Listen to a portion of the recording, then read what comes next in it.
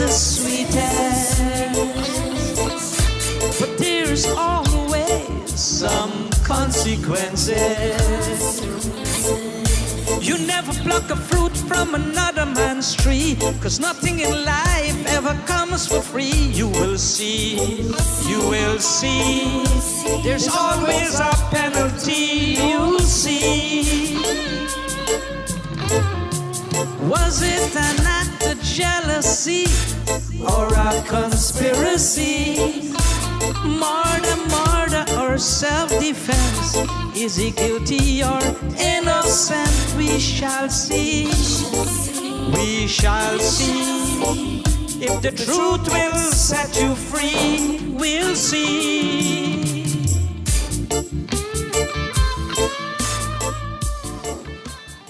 So, Ravi, you made your first call. I am Paul Santos. Your father has retained me as your attorney. Where's my father? Didn't he come with you? Only the lawyer is allowed now. He'll be here in good time. How are you holding up? Your mother sent some food for you. I'm not hungry. How is my mother? How is she taking this? They want you out of here, but it all depends on what you tell me or what you told them. Did you tell the detectives anything? They asked me questions, but I can't remember what I told them. I don't even understand what happened that night. Counsel, you know you're not allowed to bring food for the prisoner. I could smell the Chinese food all over the station. The food was in my bag. The inspector allowed me to come in, so what's the problem? I don't know about that. But if the inspector finds food with the prisoner, I will have to pay the penalty, not you.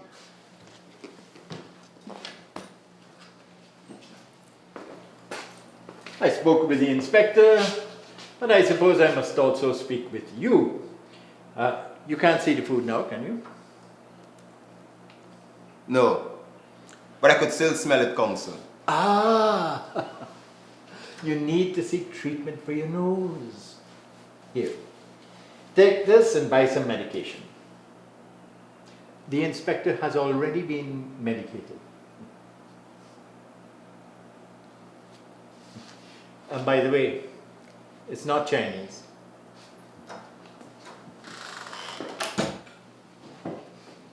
Now eat and tell me what happened.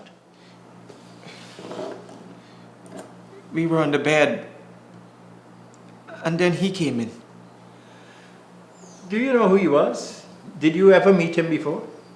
No, and it was my first time at that house. He came in and he struck her in the face and she screamed. I tried to run, but he held on to me and he pulled out a gun. I struggled to get the gun from his hands and we fell on the floor.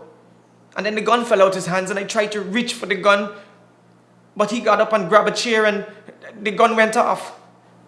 And then he fell, and then I picked up my clothes and I ran. Did you tell the detectives that? No. I was scared. I didn't know what was happening. I still don't. Well, the man Farouk Yassin is dead. And the detectives say you killed him. I didn't kill him. So who killed him? He committed suicide while you had the gun in your hand? I don't know. I don't know. The gun went off. I never held a gun before. I don't even know how to fire one. Well, whatever you told the detectives before you spoke to me would be inadmissible in a court of law. But if you want me to help you, you have to be truthful with me. Are we clear? Yes, Mr. Santos. Everything I told you is the truth. I didn't kill that man. Who invited you to that house? Diana, the girl in the house. I met her at my father's restaurant and she gave me her number. I called her and she told me to come over at 8 that night. Do you know who owned that house? No, I didn't ask her and she didn't tell me anything. That was Farouk Yassin's house, the man who was killed. He was our relative. You poor fool. That was her lover. The man caught you in bed with his young mistress and you shot him. So what's going to happen to me now? They're gathering evidence. They have 72 hours to come up with a charge. They're going to charge me for murder? And what happens if they don't get evidence in 72 hours? They will have to release you. You think that will happen? I have no doubt. Thanks, Mr. Santos. I am sure my father will pay you whatever you wish. That's true. But after you leave the station, they will rearrest you for another 72 hours until, as the Americans say, they have all their ducks in a row. Oh, God. So how could I prove that I didn't kill him? What do I have to do? Well, if you can get a madman to say he pulled the trigger, I'm sure you will get off scot-free. But in the absence of a madman, I will have to rely on you to prove your innocence. How long did you know the girl? I met her the night before at my father's restaurant. I called her and she invited me over. You were born lucky, man. After one call, the next thing you're romping in bed with another man's mistress? Yes. And then struck with bad luck. What happened to Diana while you were struggling with Farouk? I don't know. She probably ran out of the house. I didn't see her after he fell. Where is the gun? I heard that the police found no gun at the scene of the crime. I was trying to remember. But everything seems like a dream now. I know I had the gun in my hand, but I can't remember what happened to it. What's happening, Mr. Santos? My memory seems fogged up. I don't know if this conversation we're having is real. You're still in a state of shock. You had a traumatic experience. Did you get any rest since they brought you here? I didn't sleep since I was arrested. Try to get some rest, and then we can take it from there. In the meantime, don't say anything to anyone about what happened that night. You're going to see my parents? Yes, I will see them after I leave. I will speak to the inspector. He will make sure you're treated well. He knows your father, and he'll be willing to be of assistance. Tell my parents I didn't do it.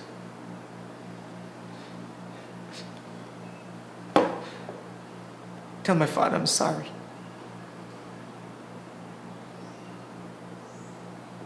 I'm sorry.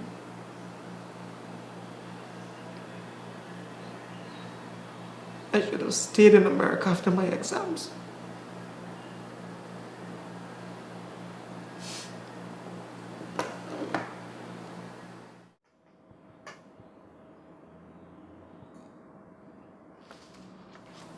Mr. Santos, what do you plan to do to get Ravi out of this situation?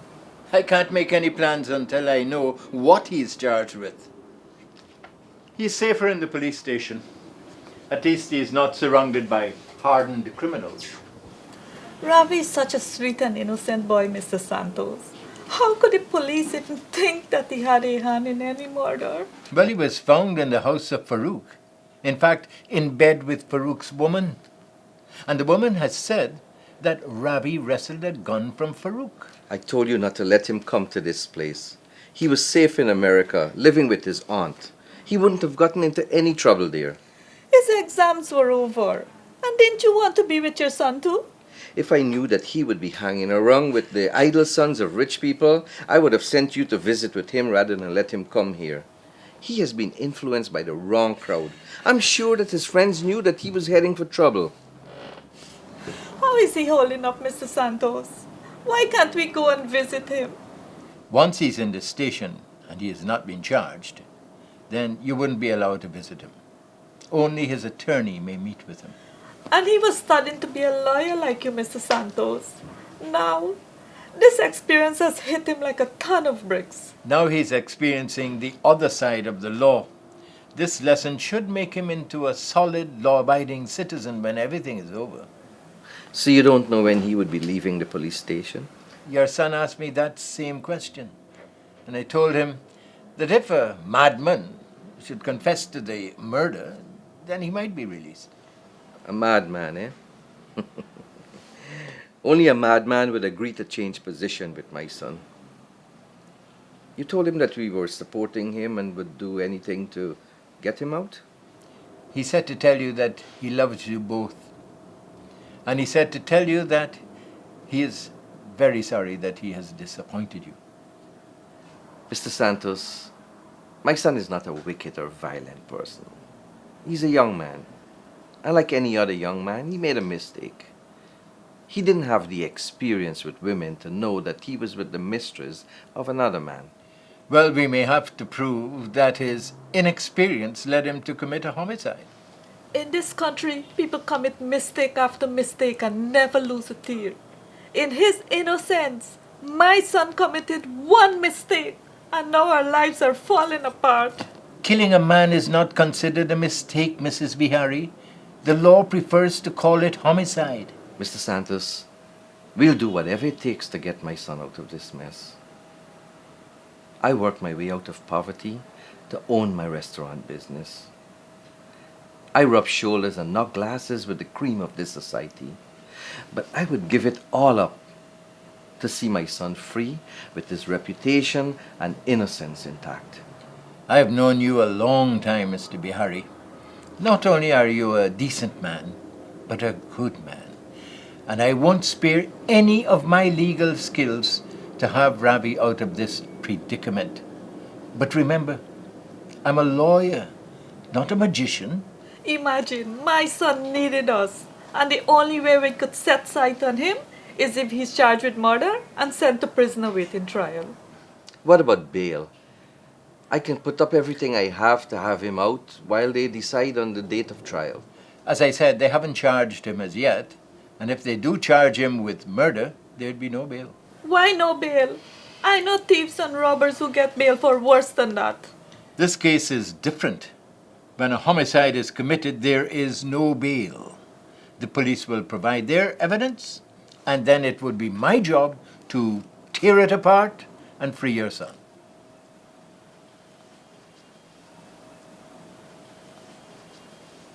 Or as you said, if we can locate a willing madman, a trial might not be necessary. Game, protection game, looking for a scapegoat to take the blame. A crying shame, it's a crying shame. Morning, sir. You want to wash your car for your work? Move away from me, man. You stink. You need a wash more than this car. I know, you know. I know I smell like funk. I can smell myself. But the priest, he's only allowed street people to use the bathroom in the church twice a week. And because I live on the street, I can't help but smelling like a gutter rat. Here. Take a few dollars and go from this place before you contaminate me and my business.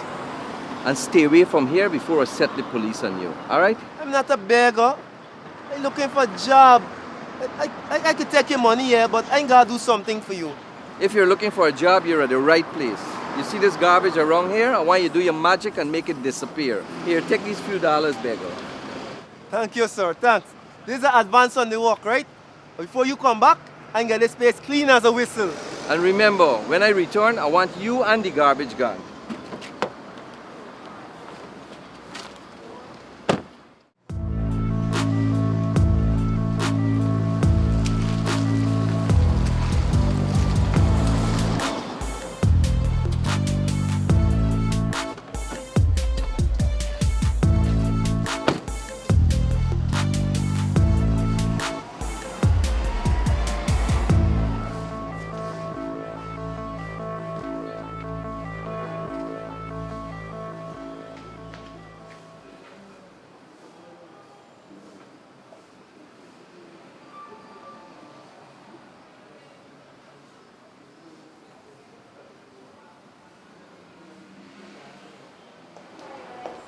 Good afternoon, sir. How may I help you?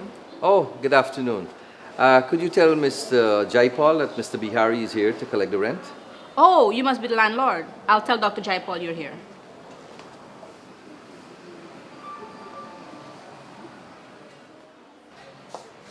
The doctor will see you now.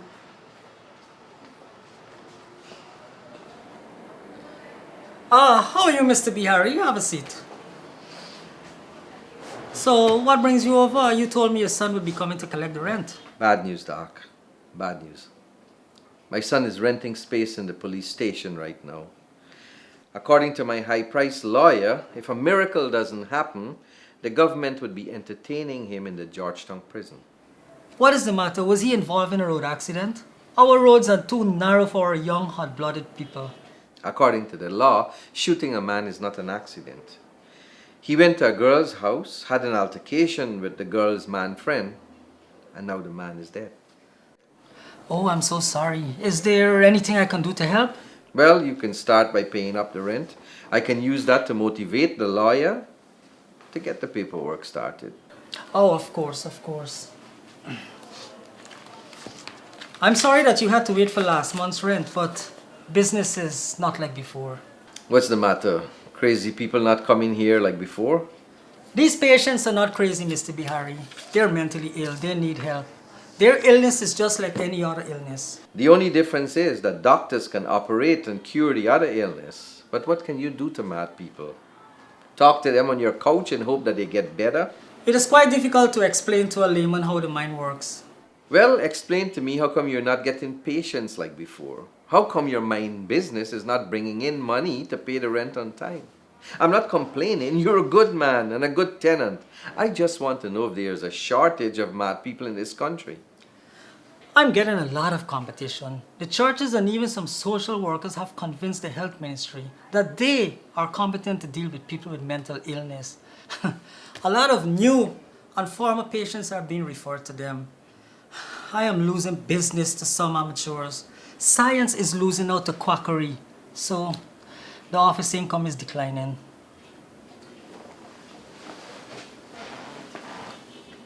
I need your help, Doc.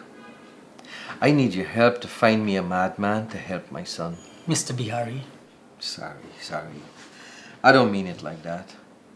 I mean, I'm looking for a man who's mentally ill, who can tell the police that he pulled the trigger, not my son. I need your help, doctor. I cannot sit back and allow my son to go to prison without me trying everything possible to help him. That is preposterous. It is both unethical and unprofessional for even me having this conversation with you.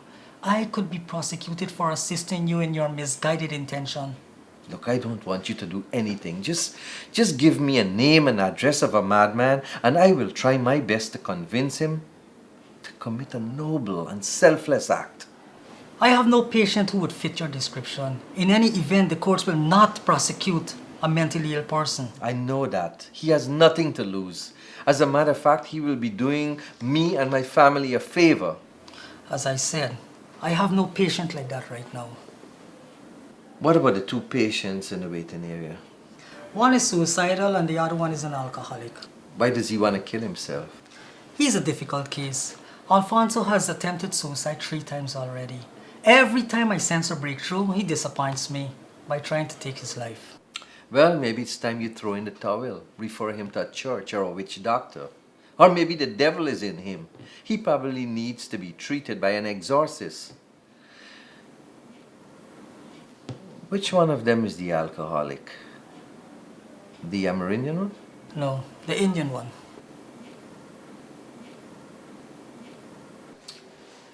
Thank you, doctor. See you next month, and I hope business picks up for you.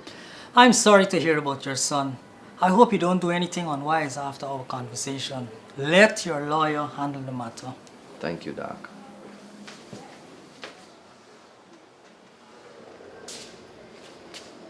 Hello, Alfonso. How are you, my man? Good. You still living up in the same place? Nah, I moved several times now. Why are you living at Monreport no more than now? Oh, well, I'm going up East Coast in a while. I could give you a lift when you're ready. I already know. I don't have to see the doctor. I already know what he can tell me. You think talk can ever cure a sick man? Look, come along, let me go. Yeah, you could use some of the boss fare to buy a snack. Mr. Alfonso, where are you going? The doctor will see you now. Let him wait. Let him wait. He had me waiting for 2 hours, so now he can wait. And if he wants, he can use some of my time to talk to this man. Good luck trying talking him out of the rum bottle. Me?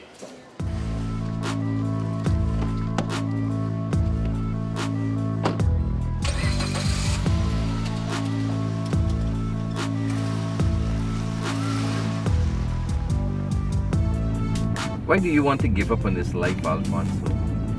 The doctor told me you tried to take your life 3 times already. That goes to show the kind of person that I am. Very unsuccessful. You think everyone who's working is a successful person? Success comes with time and effort. Sometimes more time than effort, you know. You telling me this? And the government not paying you? You should be the head doctor. And look, sometimes I just get up in the morning and the world just looks so inviting and I want to stay. I want to stay real bad. Sometimes I just get up and sometimes I don't even recognize the world and I just want to leave. You need help, man. Not that kind of help you're getting right now. You need to be in a confined space. I told them that. But they said hospital is not the place for me. They tell me that I'm not that sick to be taking up bed space. They're right, you know. You need another kind of confined space. And then you'll have the urge to live forever. And then you'll feel the need to do something good for somebody. And then the world will always appear bright and inviting to you. You should be a doctor. Well, this is the opportunity I'm looking for. To help somebody and to get help in return. Not only that, I will pay you well for your effort. Anything you say, man. The doctor's full of talks. I mean, you talk to me, but now you offer me money? This world look better already. Oh, what a wonderful world. What a wonderful world. What a wonderful world.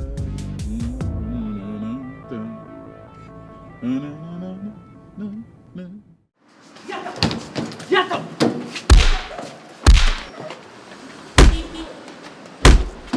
Who told you to come here and disgrace the memory of my father? The man is dead. I came like another human being to pay my respects and offer my sympathies. You came here to insult his memory. Your son killed him. Your son took my father's life. I should kill you.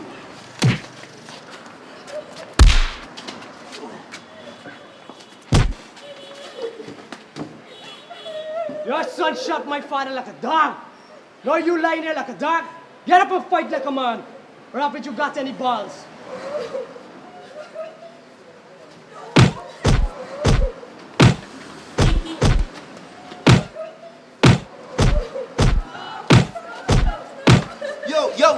Yo! Take your hand off me, steak man. This is not your fight. You smelling like a carcass. Leave this man alone here. What are you really trying to do? Kick out your brains? If you don't leave this place, I'll kick yours out also. Try me. You think I scared you in your fancy clothes? I got more dangerous weapons than you. Nobody do no steak man. Nobody with you. You okay, boss? You okay? You want to call the ambulance or what? Is that you, beggar? Yeah. Is it you who came to save me? I don't need an ambulance. I need painkillers for this headache. For the police, boss? Huh? I got witnesses here, sir. No police. My son caused all of this confusion. He shot and killed the man's father. Get up.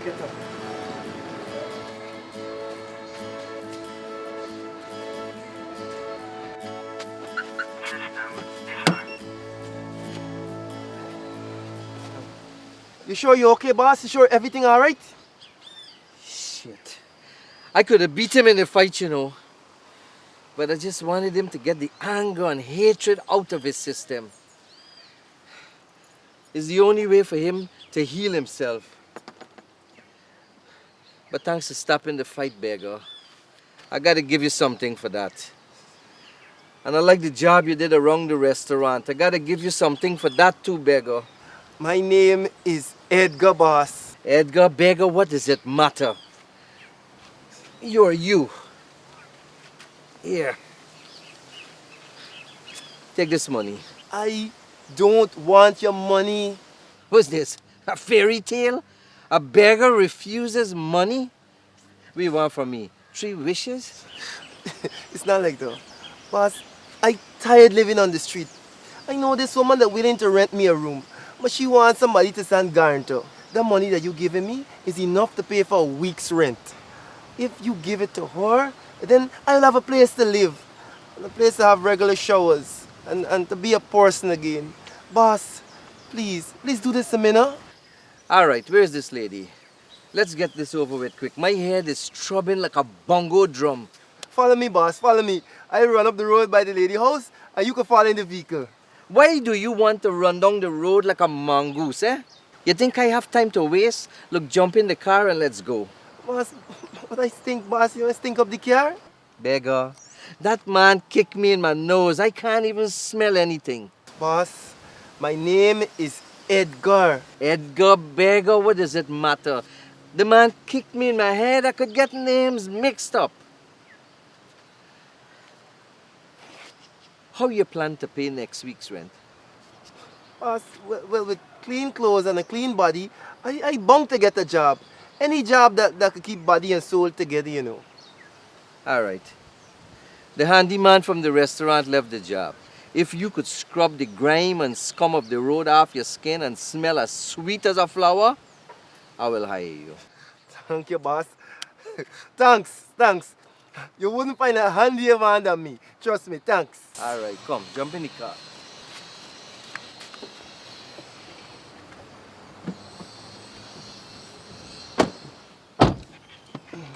Here, take this. This is expensive cologne. I want you to smell like that on the job.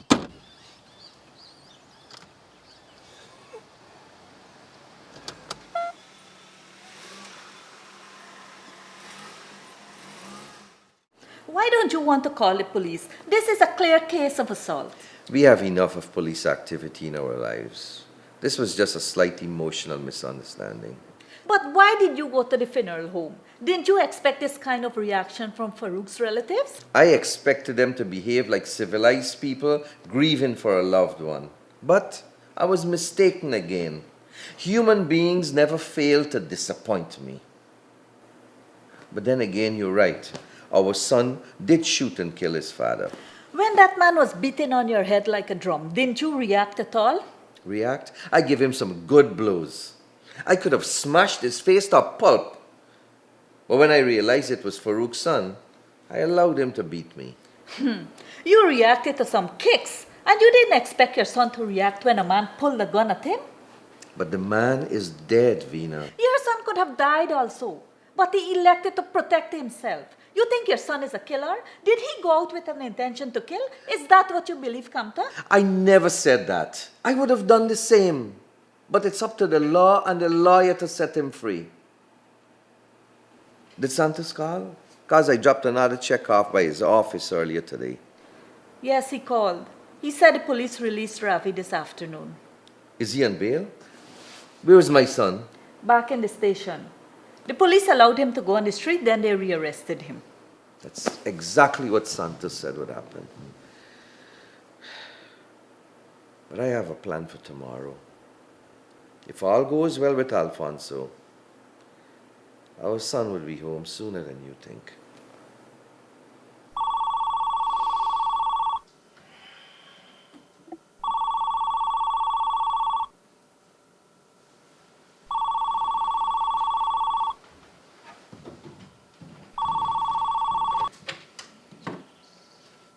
Hello?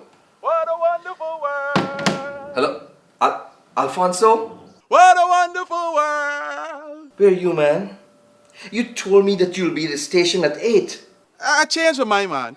It's a wonderful world. What is wrong with you, man? I paid you good money to make a statement to the police. Oh, man, I changed my mind, man. Today seems to be a better day than yesterday. You crazy cockroach of a madman. This world would become a very dangerous place for you if you don't return my money. What is this about a crazy man? Do you know what you are doing? Are you trying to recruit a mad person to take the blame for Ravi? He's not a madman. According to Dr. Jaipal, he's just a suicidal maniac. Alfonso, I am coming for my money. If you don't want the 4th attempt to be successful, you better have my money ready. What a wonderful world! What a wonderful world! What a wonderful world! Oh, what a wonderful world!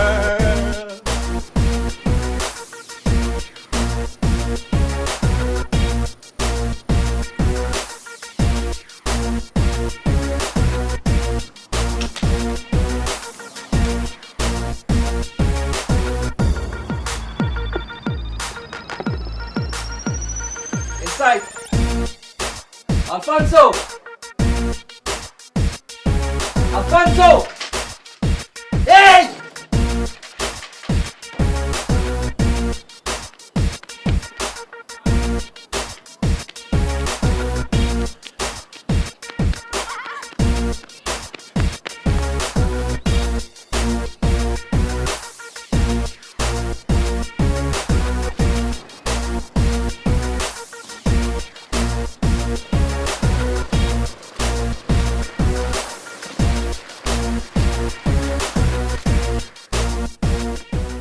Why were you chasing my son? Are you a doctor from the hospital? I'm not a doctor from the hospital, but if I don't get my money, he would be in the hospital. Oh, so it's your money. Alfonso said he won a lot of money on the horse race. He used the money to buy groceries for the house. Where did you chase him? Where did he go? He swam across the canal and gone into the pasture. Dear God, I hope you didn't upset him and cause him to pass by any cow that is tied up in the pasture. What would happen if he passed by a cow? You don't know that boy is suicidal? He might take the rope and try to hang himself. Oh God, I better go and look for my son. Alfonso?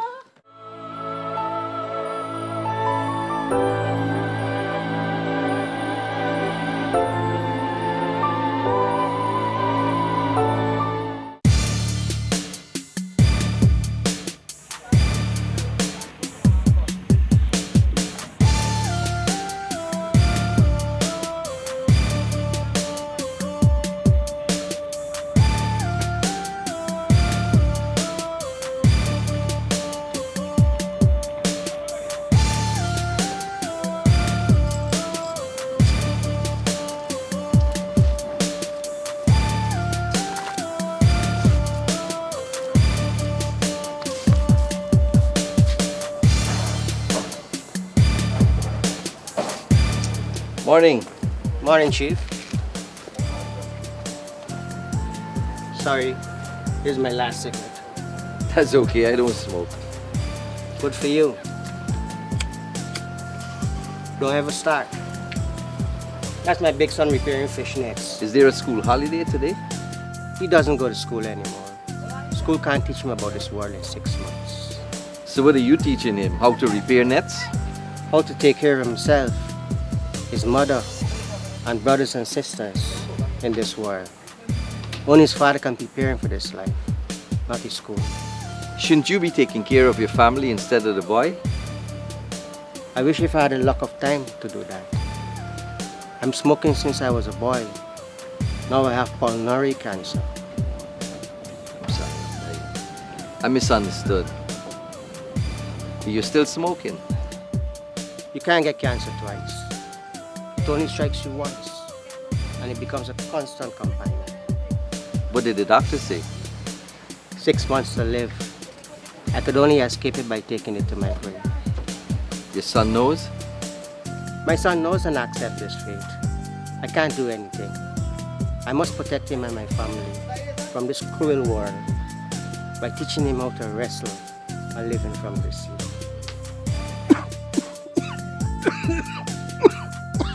You okay?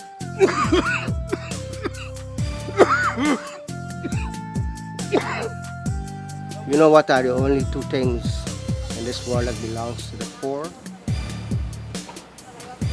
The sea and the sky. I'm teaching him how to use the sea so my family can live when I'm no more. Death comes to all of us. But how we die can determine how our family should live. The fish that you catch are living, breathing creatures, yet they die so that others may eat and have life. Then I'm worse than the vilest creatures on earth. My death would only put an additional burden on my family and make it difficult for them to eat. I try to make death meaningful, but no one is willing to sell life insurance to a terminally ill cancer patient. There may be other ways. If I don't use a few months, weeks, or days that are left to teach my son, there'd be no other way. Fisherman, fate has brought us together as fathers in this web of life and death. A good father protects his children. Your son may need protection from somebody else. My son shot and killed a man and is in the lockups. I wish I could find someone to protect him.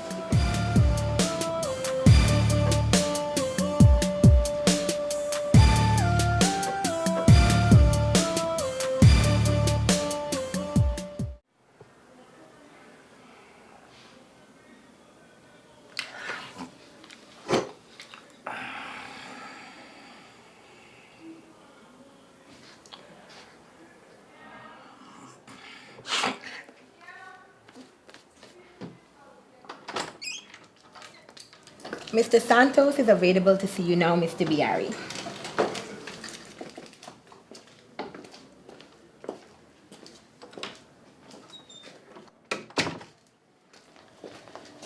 Mr. Santos? Mrs. Bihari, have a seat. What's with the battle scars, Mr. Bihari? You and your cooks had a knife fight? Oh, these marks are compliments of Farouk's son. I went to the funeral home to pay my respects. I would have advised against that. A funeral home is not a happy place to be, especially when your son is blamed for the condition of the deceased. Well, I learned the hard way. You said you had some news for us, Mr. Santos. So did somebody confess to the murder of Farouk? I don't know anything about that. So your contacts with the police didn't tell you that a man walked into the station and gave himself up? I don't know where you're getting all this fanciful information from, Mr. Bihari. As far as I know, the police still believe that Ravi killed Farouk.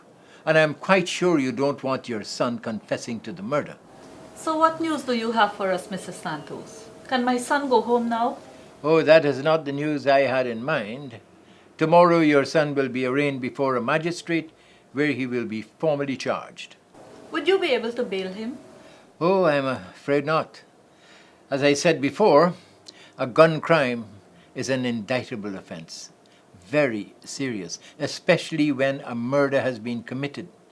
These crimes are also difficult to try. Difficult for lesser lawyers, Mr. Santos. You are a giant among lawyers, and my son's fate lies in your hands.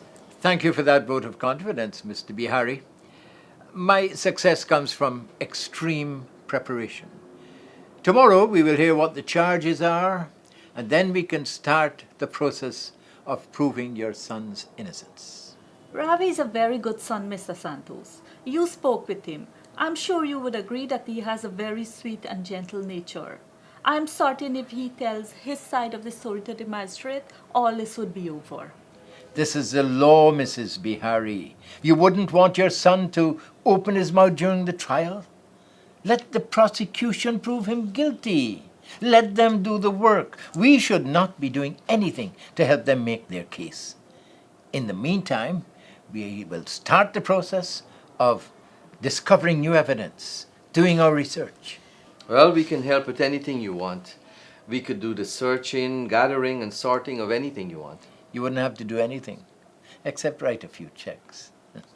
I have a detective who will do all my investigative work for me. He will uncover any evidence that the prosecution might seek to keep from us and discover new evidence to help in our defense. You probably met him in the waiting room. He is retired detective Napa. I'm sure he will have some questions for you also. We didn't see any detective in the waiting room. A man was sleeping outside. Is he the detective? Oh, that sounds like Napa. He can doze off at will.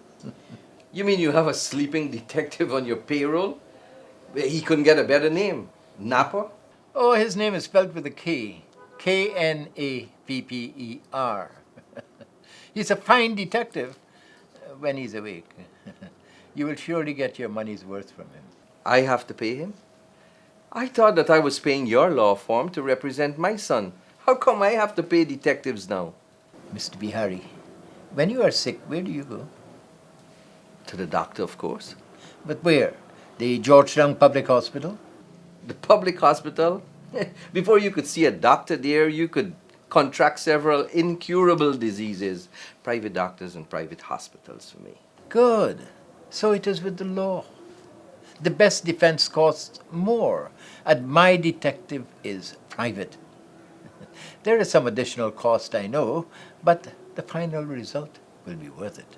I just hope that Detective Napa is awake while he's investigating this case. He's sleeping peacefully in your office right now, but I hope he brings valuable information to make my son return to sleep peacefully in his home also. Thank you, Mr. Santos. You're welcome.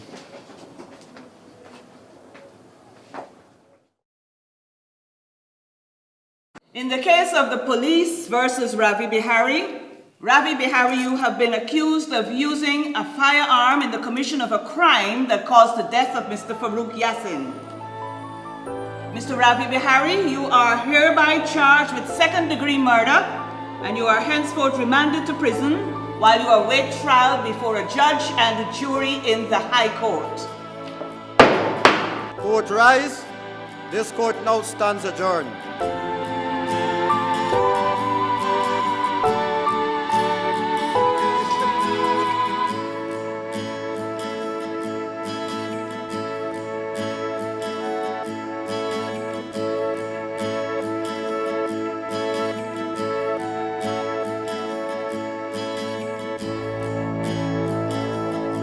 The magistrate remanded him to prison, Mr. Santos. Why didn't you ask for bail? I tried to argue for a lesser crime, but the prosecutor was adamant that it was murder. Later on, during the trial or even at the sentencing stage, we might succeed in getting the charge reduced to manslaughter. Manslaughter? You've given up hope of acquittal when the trial hasn't even begun? You told us that there wasn't enough evidence to convict him. Isn't that what you told us? Of course, of course. My intention is always to set my client free. But we have to be realistic while we hope. And at the same time, understand that the possibility of guilt exists. Well then, the law is worse than a jackass. My feelings exactly. But you must be patient and let the law run its course. Run its course? I want you to mount that jackass of a law and ride it to victory for my son's freedom. My son is now going to prison, surrounded by all those dirty criminals. How safe would he be there? Yes, there is the matter of protection while he's awaiting trial. But my detective Napa is an able man. He has lots of contacts in and out of prison. I'm sure he'll be able to advise you accordingly. I'll ask him to see you as soon as possible.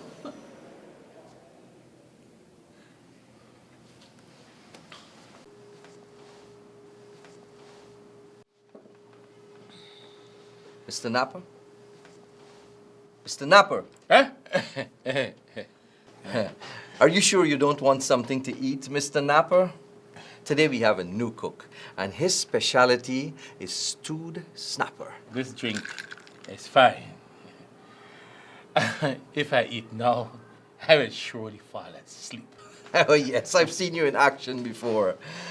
But Mr. Napper, the money you're asking for, isn't that too much? I don't want that money, Mr. Bihari. The guards want that money to make sure that no harm comes to your son. I thought that the guards were being paid to protect the prisoners and keep them safe. Isn't that why we pay taxes? Prison is a different kind of jungle, Mr. Bihari. The prisoners make the rules and run the prison. And like any jungle, the strong preys on the weak. The guards promised to set up an assignment for your son in the library. He will be safe there most of the time. Most of the time? Is that how my son will be protected? With the amount of money I have spent, my son should be as secure as the President of America. We are only paying 2 guards, Mr. Bihari. They will try, but they cannot be with your son every second of the day. They have others to protect as well. But when it's a family matter between a son and a father, you must always remember blood is thicker than water.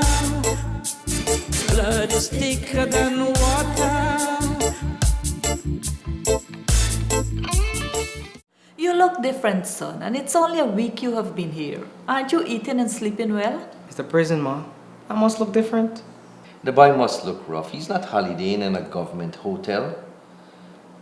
Are you having any problems here? I mean, the guards, are they keeping an eye on you? I am fine, Dad. I am okay here. I spend a lot of time in the library. I read a lot to stave off boredom. Good. At least Napa was able to find you a safe place in the prison library. Who's Napa? Anyone I know? He's a detective working for Santos. He's working on evidence to set you free. Yes, Ravi. Just read your books and forget about what happened.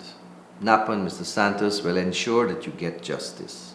Mr. Santos has never lost a case, and he doesn't plan to start now. Have you made any friends in this place? This is a prison, Veena. You don't want him to be bosom pals with convicted convicts? I'm not with convicted convicts, Dad. They have me in a remand section with other prisoners who are awaiting trial. Well, that's a good thing. At least you are not surrounded by hardcore prisoners. I wouldn't listen to their tales if I were you. They're just waiting to be told that they're guilty. I'm sure if you ask every man Jack in here, from convicted thieves to remand prisoners, they'll tell you the same story, that they are as innocent as newborn babes. Are you placing Ravi in their category, Compton? Of course not. You're different, Ravi. Your circumstances are entirely different and special, and Mr. Santos will remedy that.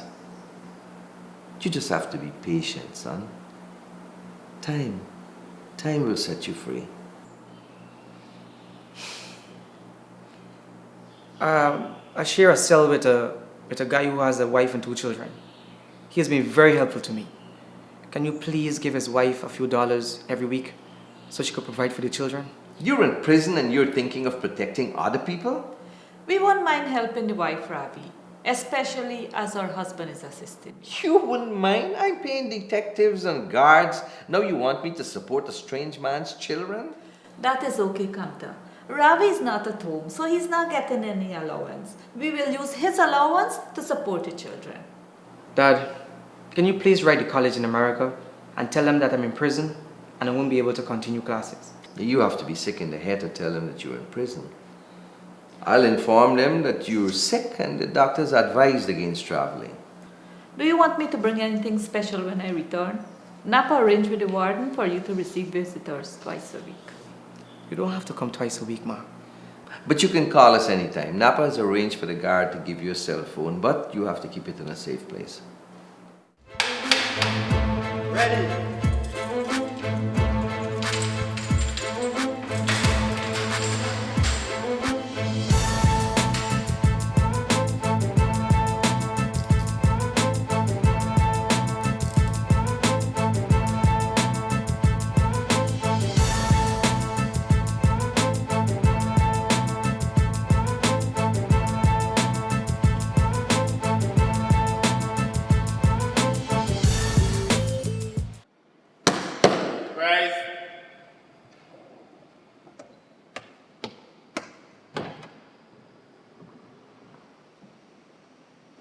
Zana, Judge.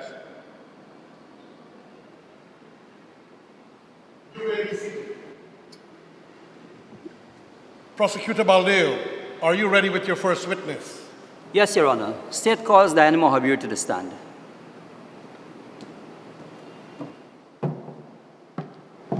Please hold it up in your right hand. Please state your name for the court. Diana Mohabir. The evidence you're about to give in this matter should be the truth, the whole truth, and nothing but the truth, so help you God. Yes, I do so, sir. Ms. Mahadeo, can you please tell the court where you were on or about 8 o'clock on the night of April 13, 2014? I was in my home. And where was your home? 270 Lamaha Gardens. Were you there alone? No, I was with a friend, Ravi Bihari. Is your friend Ravi Bihari present in the courtroom? Yes, sir. He's sitting over there. Your Honor, may the court note that the witness recognizes the accused Ravi Bihari. So noted, Counselor.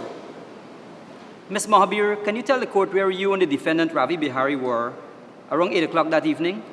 We were in bed, chatting. Can you please tell the court what transpired while you were in the room? Mr. Farouk Yassin barged in the bedroom and he was in a rage. Can you explain what type of rage he was in? He was shouting and cursing and pulled out his gun. And what else did he do? He came over to the bed and Ravi, Mr. Bihari and him started to struggle. How did they struggle? They were struggling over the gun. Ravi was trying to wrestle the gun away from him and they were punching each other. They were struggling on the bed? Ravi was still in the bed, but Farouk was standing at the side of the bed. And while they were struggling, where were you? I was huddled in a corner of the bed. How long did they struggle over the gun? Not long. The gun fell to the floor and Ravi rolled off the bed and fell to the floor. And did Mr. Farouk Yassin pursue Mr. Bihari while he was on the floor? No, Farouk picked up a chair and raised it above his head. Did he strike Mr. Bihari with the chair? No. What did Mr. Bihari do whilst Farouk was standing with the chair in the air? Ravi picked up the gun and shot him. Ravi picked up the gun and shot Mr. Farouk? Are you telling the court that you saw Mr. Bihari shoot Mr. Farouk Yassin with his own gun? Yes, I saw that. I saw Ravi shoot Farouk. What did you do after Mr. Farouk was shot? I ran out of the house through the back door to a neighbor's house. Your Honor, I have no further questions to the witness. Mr. Santos, your witness.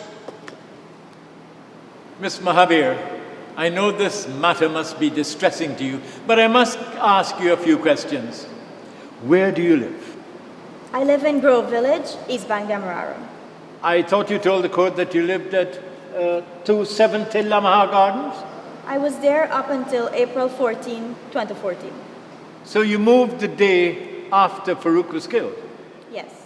How long did you live at 270 Lamaha Gardens? 6 months. You lived there for 6 months, you say. Who owned that house? It was owned by Mr. Farouk Yassin. And what was your relationship with Mr. Yassin? He was my friend. Did you have an intimate relationship with him? Did you two sleep together?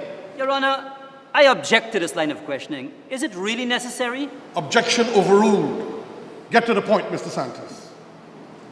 Did you and Mr. Yassin sleep in the same bed, Miss Mahabir? Your Honor, I must object. This line of questioning is uncalled for. It is immaterial to the case. Overruled.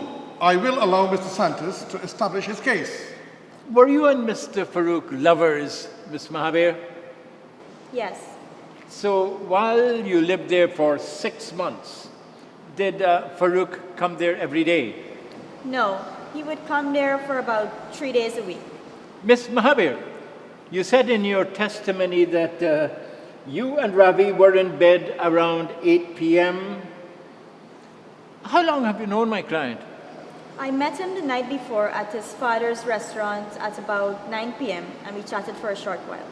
That was the first time you set eyes on my client? Yes. You are an extremely attractive young lady, and my client must be extremely fortunate. In less than 24 hours after you met him, he was in bed with you. Mr. Santos, please get to the point. In your testimony, Miss Mahabir, you said that Mr. Yassin barged in the bedroom while you were in bed with my client, Ravi Bihari. Wouldn't it be more accurate to say that when Mr. Yassin entered his house, he entered his bedroom and became angered when he saw you in his own bed with another man? Your Honor, I must object to this line of questioning. The witness wouldn't know the state of mind of Mr. Farouk. I will allow Mr. Santos to make his point. You said that when Farouk barged in, he was shouting and cursing. What exactly did he say? It's okay, Miss Mahabir. This is a court of law. You can repeat any obscenity that was used by Farouk. He was shouting, "You dirty effing bitch, you dirty effing bitch." Was he referring to my client or to you? Me. When he entered the room, what did Farouk do? He pulled out his gun and walked over to the bed.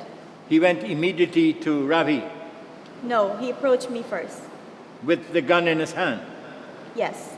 Would it be correct to say that my client, Ravi Bihari, was trying to protect you from Farouk's gun? Yes. Miss Mahabir, how long did you and Farouk have a relationship? About 8 months. And in the months you lived together, I am sure you saw Farouk's gun on a regular basis? Yes, many times. I suppose you touched his gun several times.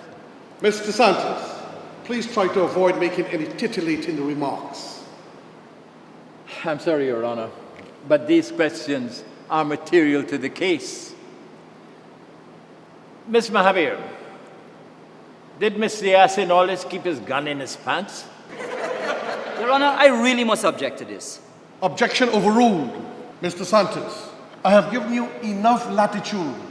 Do not continue in this vein. I am sorry, Your Honor. I will rephrase.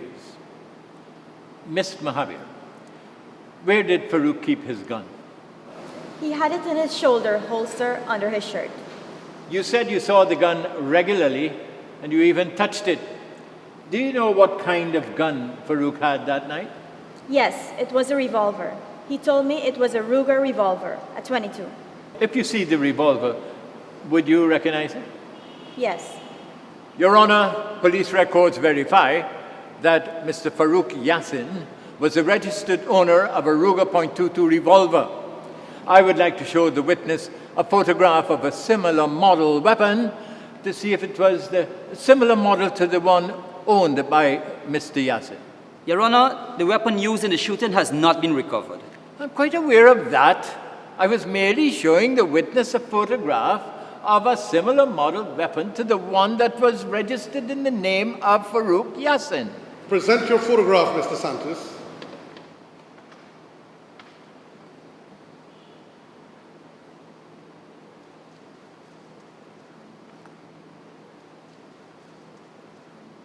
Is that similar to the weapon that Farouk had on that fateful night? Yes, it looks like the same revolver. Your Honor, I would like this photograph to be submitted as evidence. Photograph accepted as Exhibit A. Miss Mahadeo, you said that Farouk held a chair in the air when Ravi shot him. How many times did Ravi shoot? I can't be sure. He shot and Farouk fell and I ran out of the house. How many times did Ravi shoot? I don't know, but I seem to remember 2 loud pops.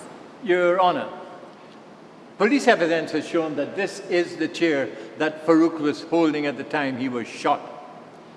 Now, Miss Mahadeo, you are saying to the court that Ravi was on the floor and Farouk was standing over him with this chair.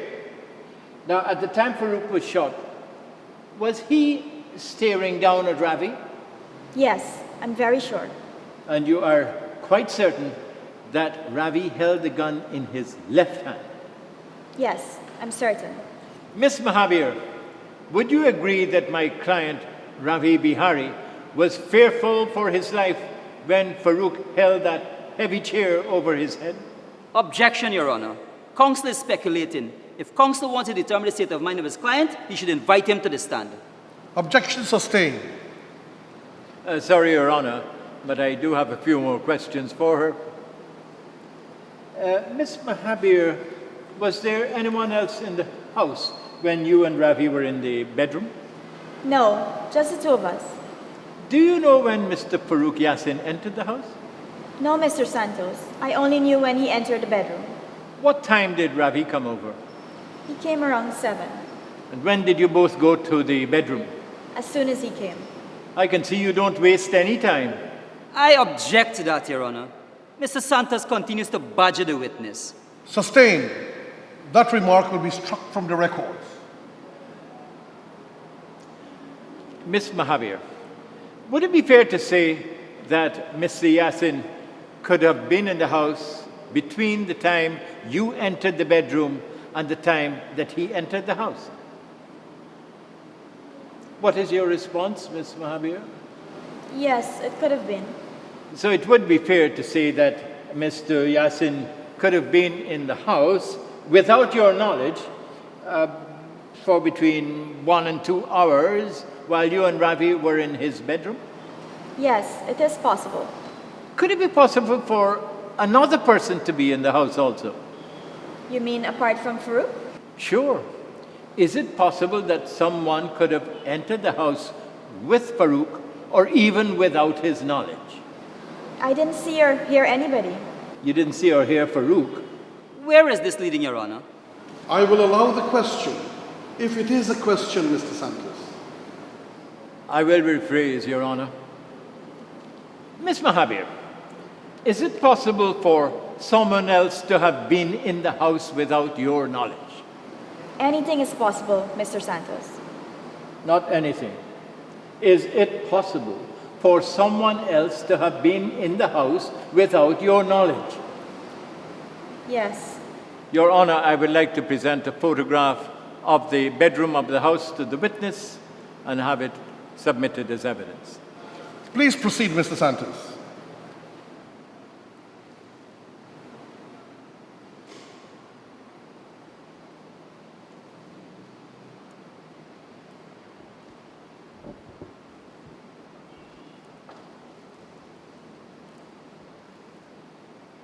Miss Mahadeo, there are 2 windows on the north wall of the bedroom, aren't there? Yes. Were these windows open or closed on the night that Ravi and you were in the bedroom? They were open. Do you normally have the windows open? No. The air conditioner had stopped working for a few days before, so I opened the windows. What is there after the windows? What is there after the bedroom wall? There's a balcony. Was there a door from the bedroom to the balcony? No, just the windows.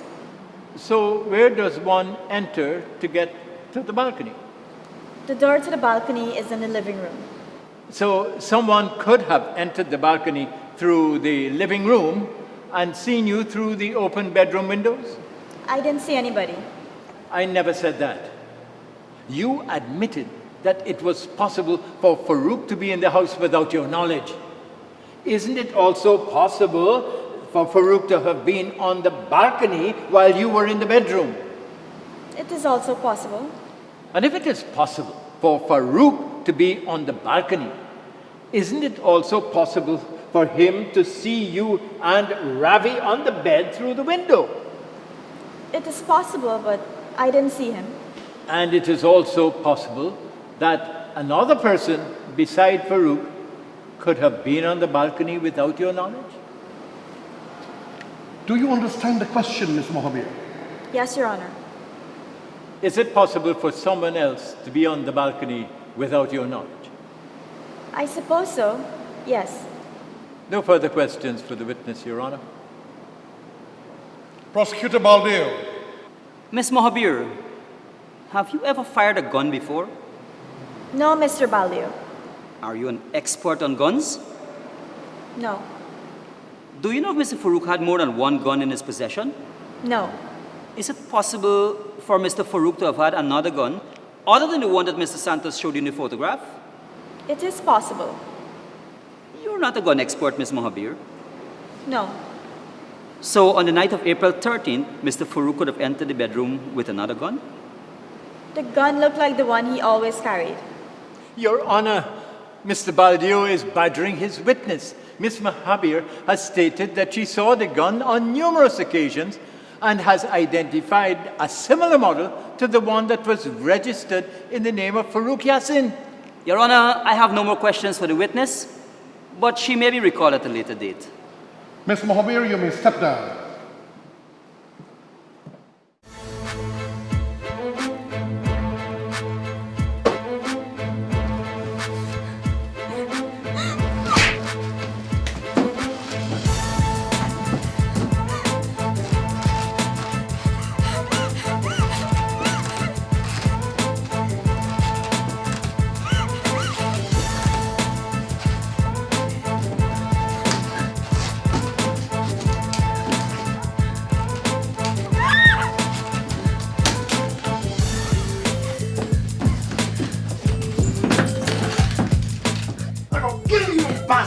Don't shoot, Ravi. Don't shoot! What is the matter? What were you dreaming about?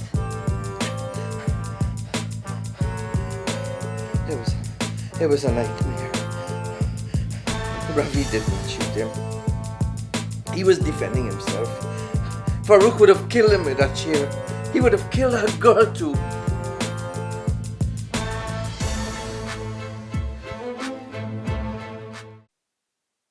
Your Honor, the prosecution calls for the pathologist, Dr. Balwan Singh.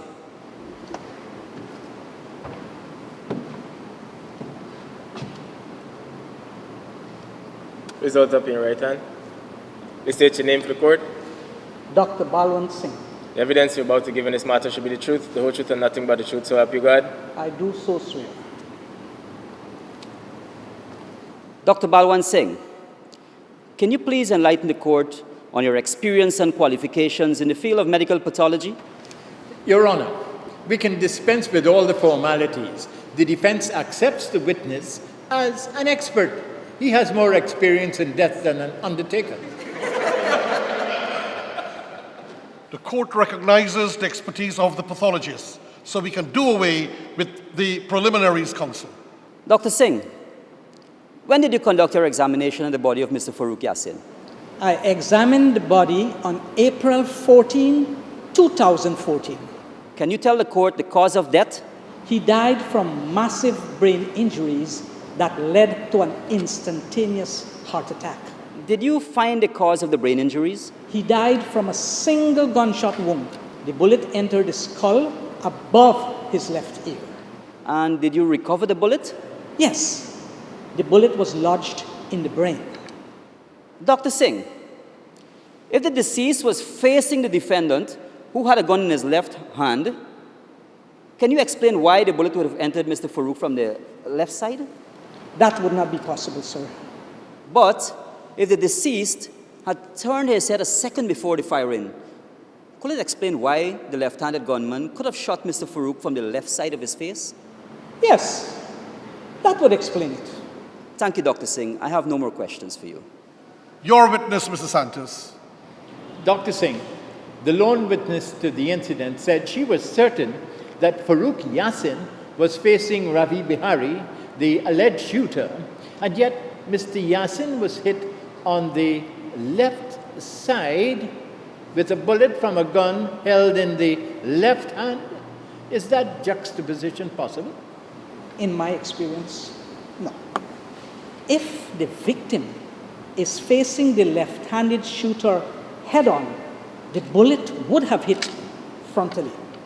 But the witness was very positive about the position of the victim and the accused, Dr. Singh, and yet Mr. Farouk Yassin was struck on the left side above the ear, as you stated.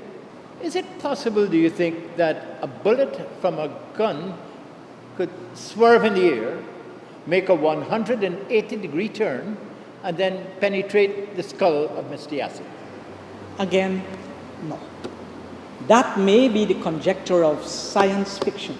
But the witness was very clear about the position. Look, if someone sees a finger tightening on the trigger of a gun, the reflexive movement may be to turn the face. It is possible, however, that the witness missed that split-second movement in this stressful situation. But you weren't there, Dr. Singh, and the witness for the state was positive that Mr. Yassin did not move his head. I object, Your Honor. The defense is taking liberty with the evidence. Ms. Mahadeo did not attest that the victim did not move his head at the last moment. Objection overruled. I will allow the remarks to stand. Dr. Singh, can you tell us about the trajectory of the bullet as it entered the body? The bullet appears to have entered the body from an inclined angle, from the bottom going upwards. The entry hole was elliptical. So the shooter would have to be lower than Mr. Yassin? Well, the angle of penetration suggests that the shooter was probably crouching or close to the floor. If the shooter was standing, would the penetration be different? Oh yes. The entrance hole of the skull would be rounded, except of course if the shooter was a midget. I have no further questions for the witness, Your Honor. Your Honor, the state craves the indulgence of the court. Our next witness, a ballistics expert, is in another court and will be here inside an hour. We therefore request a short recess. Court calls a recess for an hour while we await the next witness.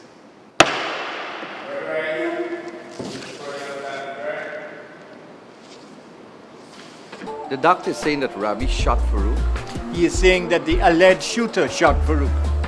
What's the difference? Your son. You think he shot to kill or he shot in self-defense? I thought you were trying to prove that the shooter was on the balcony. Mr. Bihari, the ride is not over. I am still on the jackass.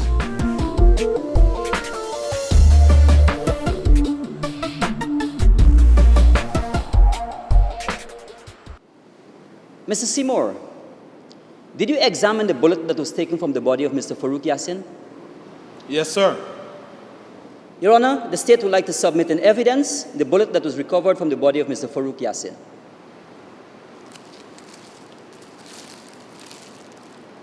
The bullet is accepted in evidence and marked as Exhibit C. Can you tell us the model of the gun it came from? No, sir. As a ballistics expert, you can't determine the firearm it came from? Not definitively, sir. The caliber of the bullet was a .19 millimeter. There are several revolvers and pistols that would use that type of bullet. So how will you determine which gun fired this bullet? I wouldn't know unless you show me the weapon.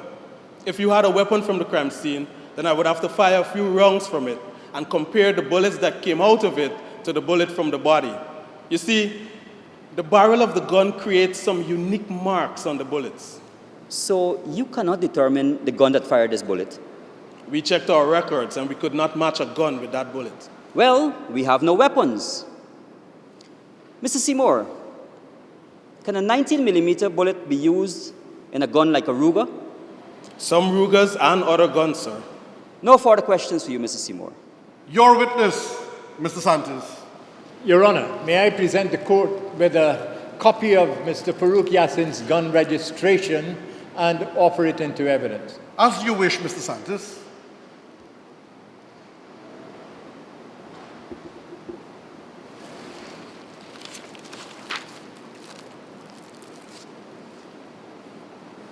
That would be entered as Exhibit D. Are you familiar with that document, Mr. Seymour? Yes, sir.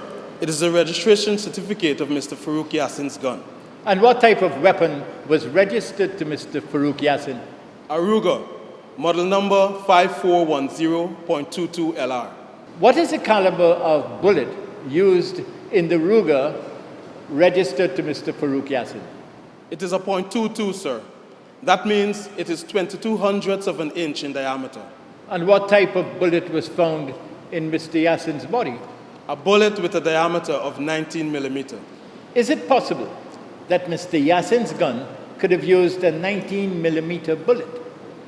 Impossible, sir. Impossible? Yes, sir. A 19 millimeter bullet would be too big for the Ruger that you mentioned. Mr. Seymour, are you saying that the bullet recovered from the body of Mr. Farouk Yassin could not have come from the gun he had in his possession when he entered the house on April 13th? Objection, Your Honor. Counsel is leading the witness. Objection sustained. Please rephrase your question, Counsel. Could the firearm, the Ruger .22 that is described in the registration of Mr. Farouk Yassin, could that firearm have fired the bullet that was recovered from Mr. Yassin's body? Definitively no, sir. Again, Mr. Seymour, why isn't that possible? A 19 millimeter bullet would be too big to be accommodated in the chamber of a .22 Ruger revolver, sir. I have no further questions for the witness, Your Honor. Any re-examination, Mr. Ballistics? No, Your Honor. We ask that the witness be dismissed. Good. Court stands adjourned until tomorrow at 9 a.m.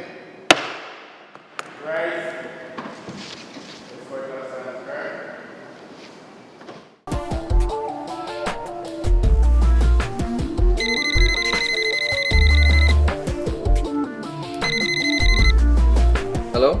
Mr. Bihari, Yes, this is Kamta Bihari. the information you need to save your son from a long prison term is available, but at a price. Can you pay that price? What information do you have? I can reveal the identity of the shooter, but are you prepared to pay the price? You know who shot Farouk? Yes. And if you pay the price and cooperate, you will know also. What price are you talking about? The price of your son's freedom? 10,000 US dollars. 10,000 US dollars? Where do you expect me to get that kind of money? I take it you're not interested. Perhaps your son's life is not worth that much. Sorry to have interrupted you, Mr. Bihari. I can only wish your son a long life in prison. Goodbye, Mr. Bihari. Wait, don't go. You really know who shot Farouk? You mean my son is innocent? He is only innocent if you can reveal the guilty person. Are you prepared to pay, Mr. Bihari? You have to give me some time to get the money. Oh, you have time. 2 hours. At 8:30, go to your car. I will call you and give you instructions. Put the money in a brown envelope and wait for my call. Please do not inform the police, or the deal is off. By the way, for your security as well as mine, this call cannot be traced. Be ready at 8:30.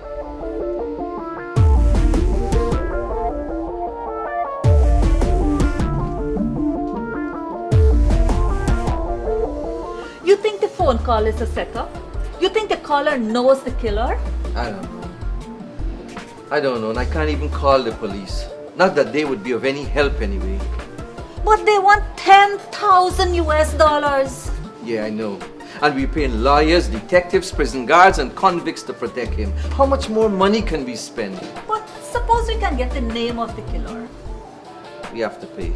We have to pay. It's Ravi's freedom at stake.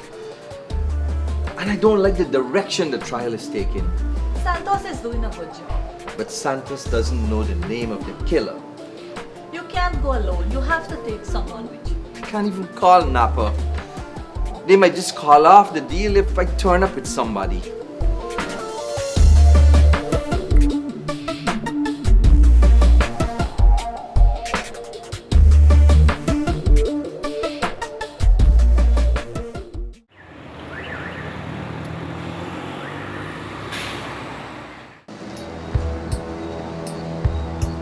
Yes, come to Bihari.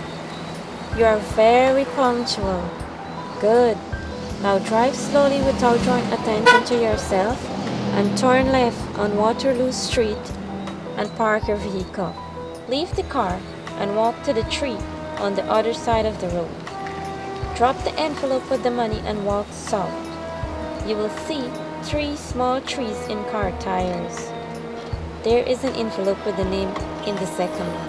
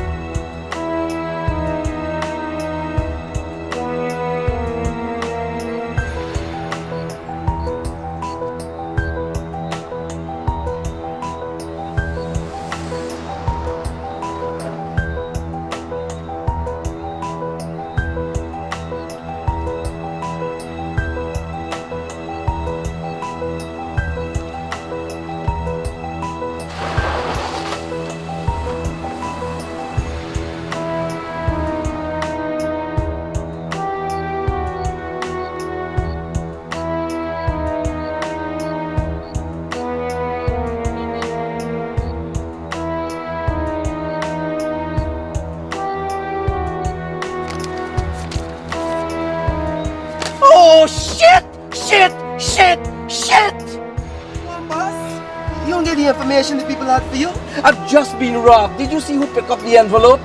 I sneaked out the vehicle and I saw the car pull up and a girl jump out. Did you see the number plate? No, I didn't see the number plate. I got a slight glance of the driver and barely got a view of the girl. Boss, I think I saw that girl somewhere before. Shit! Shit! Shit!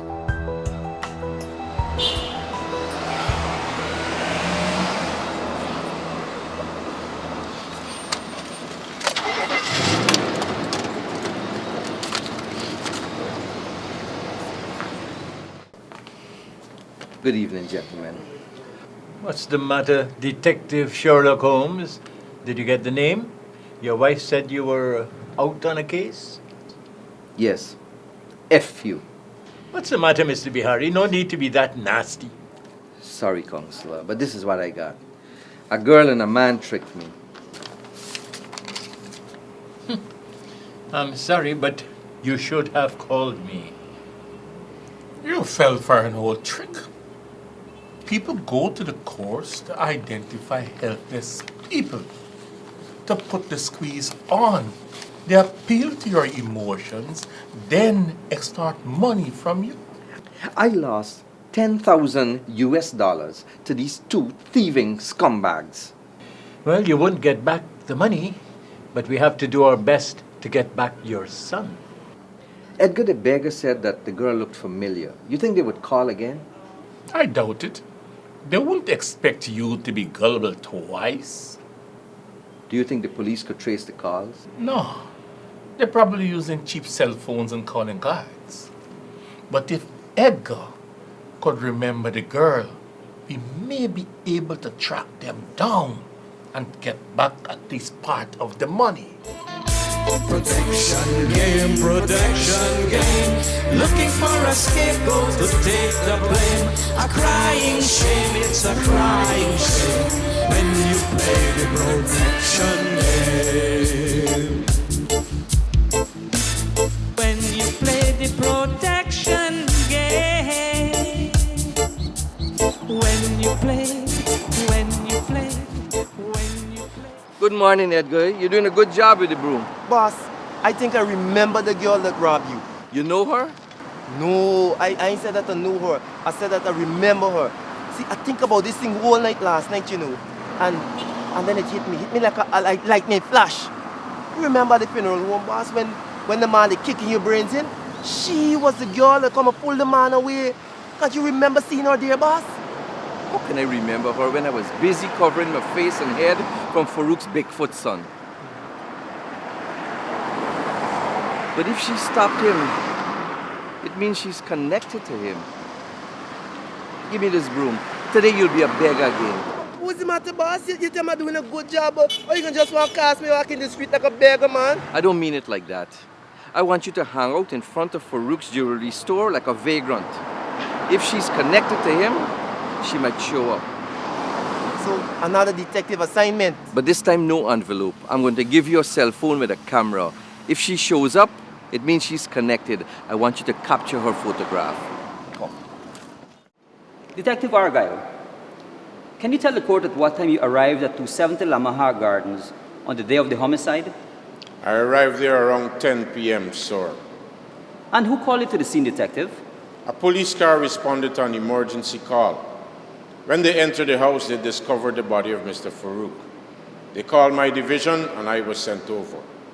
When you arrived, were there any other people apart from the policemen? Yes, sir. Diana Mahabir and also some of the neighbors were present. Were they in the house when you arrived? Yes, sir. But when I saw the body, I ordered everybody out of the house and I sealed off the entire crime scene. What did you observe when you entered the bedroom, detective? I saw Mr. Farouk lying face up with blood pooling over the left side of his head and his face. Did anyone tell you how he had been fatally wounded? Yes, sir. I questioned Miss Diana Mahabir, who informed me that he had been shot by Mr. Ravi Bihari. And what did you do? I went to the home of Mr. Bihari and promptly placed him into custody. Did you question Mr. Bihari at his home? Yes, sir. I questioned him both at his home and at the police station. And what did he tell you? He told me that he had grabbed the man's gun from off of the floor and had shot the man. I object, Your Honor. My client was not advised of his rights, and whatever he said before the appearance of his lawyer is inadmissible. Objection sustained. The remarks of the detective would be ignored. Detective Argyle, did you discover any evidence that could lead to the perpetrator of this crime? Only the statement from the lone witness, Ms. Mahabir, who claimed to have seen the accused shoot Mr. Farouk Yassin. Did you discover any ballistic evidence at the crime scene? No, counsel. I combed the entire apartment but did not find any spent shell. The only evidence that would indicate gunplay was the gunpowder residue found on the left hand of the accused. If a gun was fired in that bedroom, would there be a shell casing of the bullet? There should be. I tore the entire house apart and I did not find any. In your professional experience, what do you think happened to the shell? I believe Mr. Bihari picked up the shell and left the house with the gun. Objection, Your Honor. The witness is speculating. Objection sustained. Detective Argyle, what kind of evidence can be revealed from a spent shell? The spent shell can point to the caliber of weapon used. It can also have the fingerprints of the person who loaded the gun. Detective, did you examine the balcony outside the bedroom window? Yes, sir. Did you find any evidence that a gun was fired from that location? No, sir, I found no evidence. I'm finished with the witness, Your Honor. Mr. Santos, your witness. Detective Argyle, you say you found no evidence that someone had fired a gun from the balcony of the house? I repeat, sir, no evidence. And did you find any evidence that a gun was fired from the bedroom of the house? Yes, sir. I found a dead body with a bullet wound to the head. And how do you know that the bullet came from a gun fired in the bedroom? The witness that was in the bedroom supplied me with that information. But if you take out that witness, couldn't the bullet have come from a gun fired from the balcony of the house? Objection, Your Honor. Counsel wants the witness to engage in speculation. Sustained. Detective Argyle, where did you search for the weapon that allegedly shot Mr. Yassin? I searched the house, sir. Do you think the accused would take the spent shell casing and hide it with the weapon at the scene of the crime? I don't know, but I searched the house, sir. Did you search the premises of Mr. Bihari? No, sir. But why not, Detective? You had a witness who had identified him. You went to his house immediately, but you didn't search his house. Why? I did not believe he would have the gun on him, sir. Why didn't you believe that, Detective? Because the shell casing was not found at the scene of the crime. If he had the presence of mind to pick up the shell, then he would get rid of the weapon in a very safe place. Detective, how would you describe the accused when you went to his house? He was in a confused state. He kept on babbling and crying that he had shot a man. And in this confused state, do you still think that my client had the presence of mind to pick up the shell casing and dispose of gun and shell in a safe place?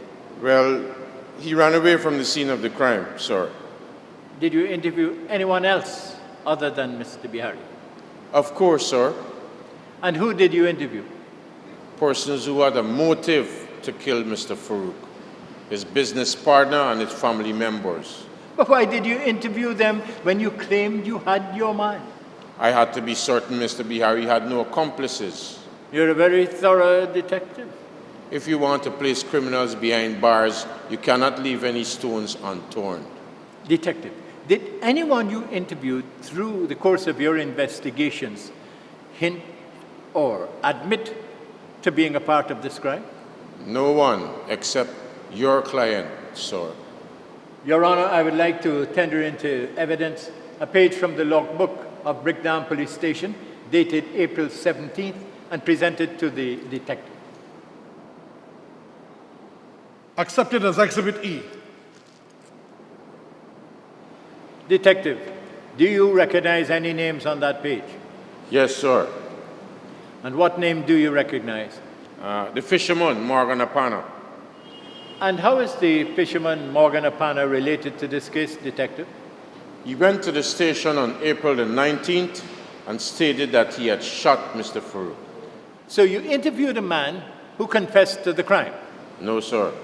You are such a thorough detective, and yet you did not interview a man who confessed to this crime? I went to the station as soon as they called me, but when I got there, he had collapsed. Collapsed as in fell to the floor? Something like that, but he wasn't breathing. So I called for an ambulance and I accompanied him to the hospital.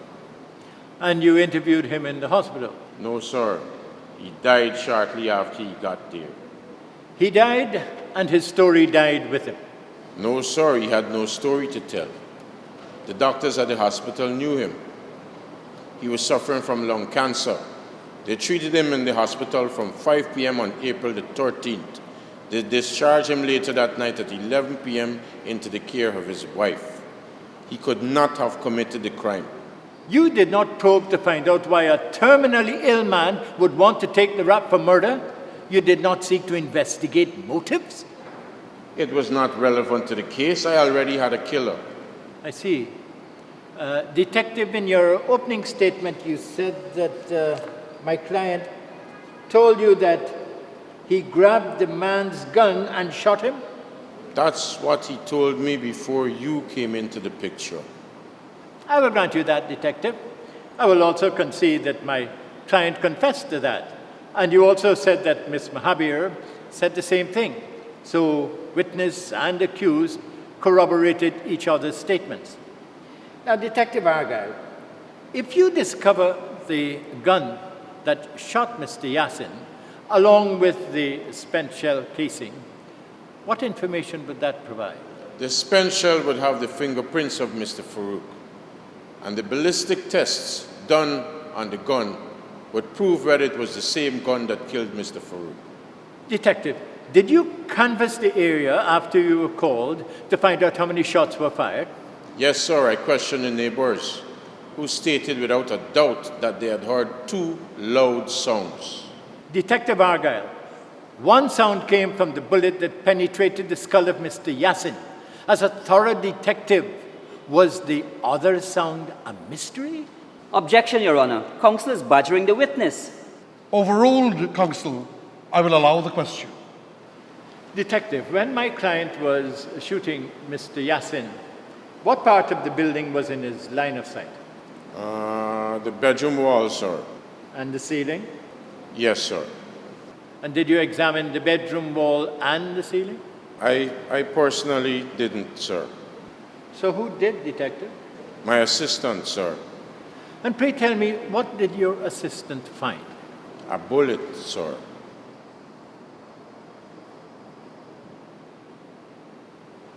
Detective Argyle, did you present your findings in your report to the prosecution? I suppose it was done. I sent the bullet to Ballistics. I have no information on that, Your Honor. May we approach the bench? Yes, I believe you should.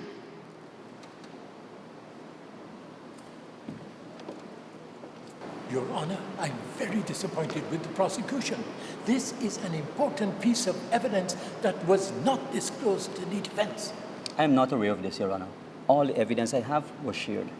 Yes, all the evidence in your favor, but a man's freedom is at stake here. Mr. Mahadeo, the prosecution is playing with fire. All evidence, incriminatory and exculpatory, must be revealed. That is what the justice system is based on. You are playing with a mistrial, counsel. Your Honor, the prosecution requests adequate time to investigate and reveal all evidence to satisfy the defense. I will accede to your request, counsel. You have a very long weekend to be prepared.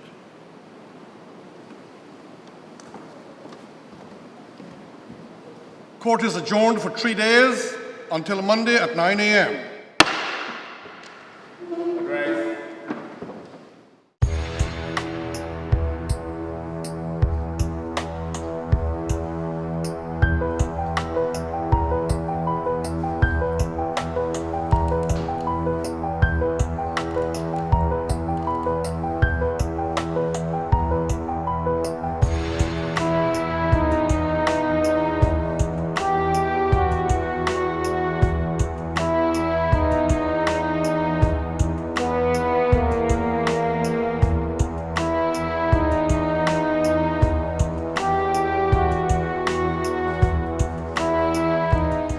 You're a good chess player, Mr. Mahadeo.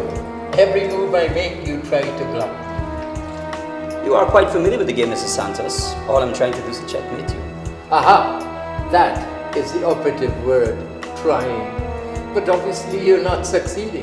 The jury sees that you are desperate. The case is not going well for you, Mrs. Santos. You can't prove your client innocent. And you're finding it very difficult to prove him guilty as well. Why don't you cut your losses and go for a compromise? I'm prepared to deal. I'm all ears. The prosecution is willing to accept a guilty plea at this stage in return for the lesser sentence of manslaughter. That is all? If this case goes to the jury, your client may end up with 10 years. If you accept my deal, he can walk within 2 years. What you say, Mrs. Santos? Shall we shake on it? Are you a tongue man, Mr. Mahadeo? Well, of course, but what has that got to do with anything? Well, I'm a countryman, and whenever I jump on a jackass, I always ride it to victory. See you in court, Mr. Mahadeo.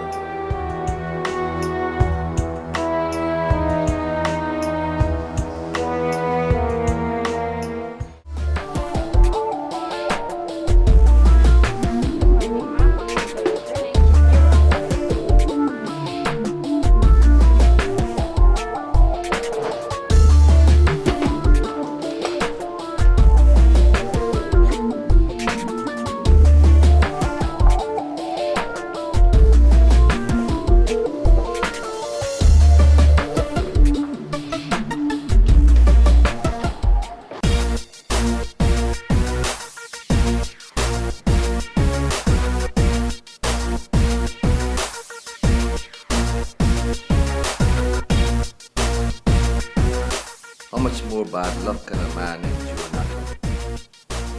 My son is in prison. They conned me of my money, and now this? This is not a robbery. Not a robbery? They took my money from the dresser and my jewelry.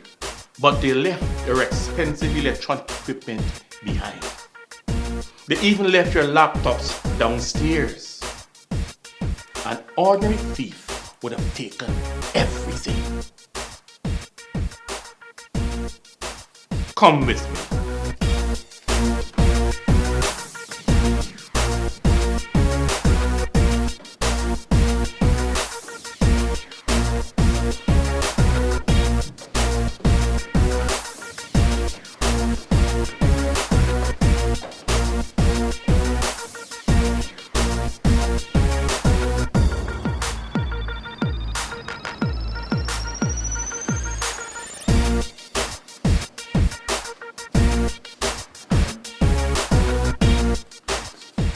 Do you hide your money and jewelry here? What are you trying to say, Napa? These are not ordinary thieves. They might want you to think that, but they're not. They're after something else. They are searching for something else.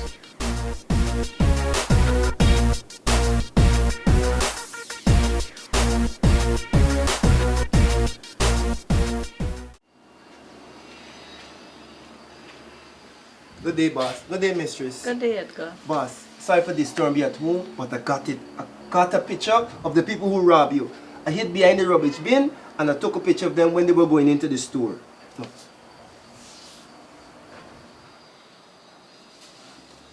I'm sure I see this man before in the court. You recognize him, Vina? Oh, yes. I noticed this man in court several times, and I believe the girl was in the restaurant. Didn't you go into the jewelry store to see what they were doing or ask who they were? Boss, you sent me on the cover as a beggar. Have you ever seen a beggar in a jewelry store? Furthermore, the security at the store, he kept waving his gun at me several times, asking me to keep my distance from the store. I didn't want to end up lying in the street like a dead beggar. Return in decent clothes and keep a close watch on them. Try to enter the store to get some information on them. If you see them outside, follow them in a taxi and try to find out where they live. Here, take the money for the taxi. I like this detective work, boss. This is better than cleaning and sweeping the store.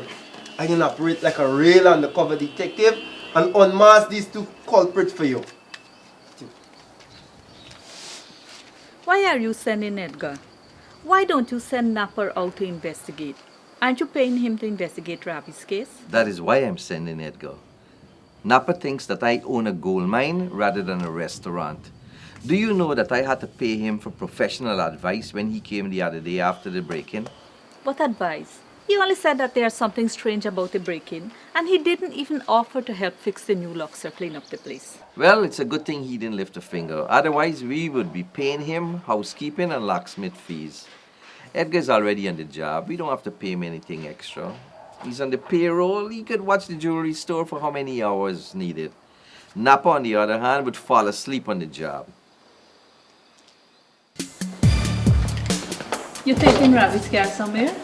Yeah, well, it was just collecting dust, so I washed it. I'm going to go collect the rent from Dr. Jaipal. Why do you have to go collect rent? That mad doctor can bring the rent himself. You know he's always going to find an excuse to pay late. Besides, it gives me a good excuse to go and check my property for any damages committed by his unstable patients. I'll reach you at the restaurant.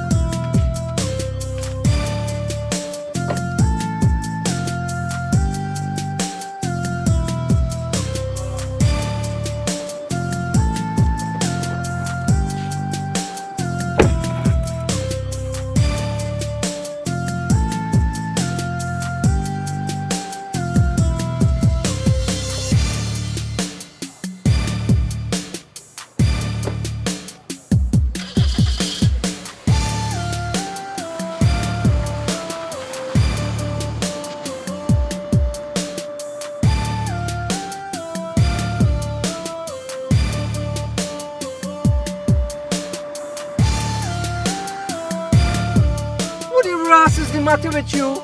What are you doing in here, you son of a bitch? Get out of my car! You want to thief it now? Huh?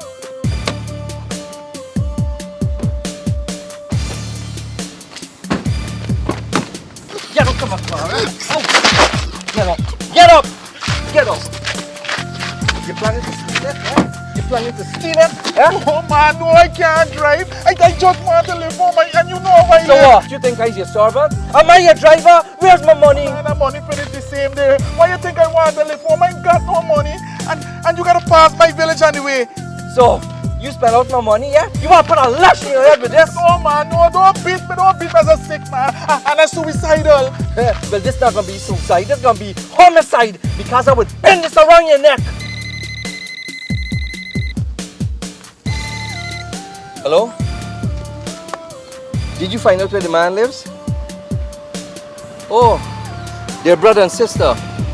How do you know? You interviewed the neighbors? Selena and Balram Balraj. Alright. So, they live in Austin Street, Campbellpit? You stay right there, I'm coming right now. Where we going now, Chief? You decide to drive me home now? Shut your mouth before I drive this up your ass! Hello? Yeah. He's heading for Sheriff Street. Look, you get in a taxi and you follow him. You don't have money? Alright, what kind of car? A white Toyota Allion. Number PMM1284. Alright, I'm coming up to Sheriff Street.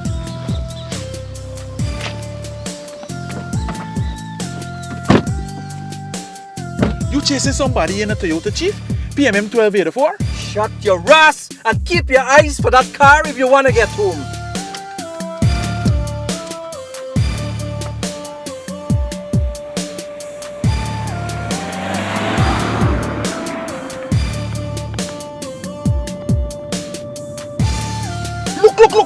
Look, there, Chief. PMM 1284. No, you could drop me home.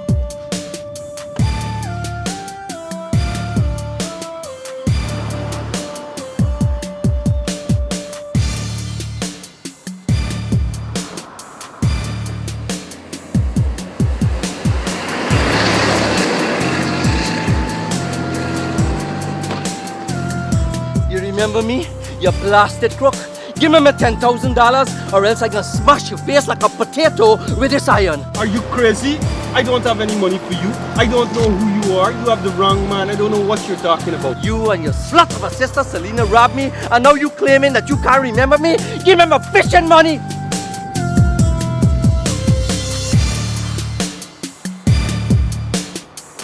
I'm gonna settle this today. It's either his life or my money today.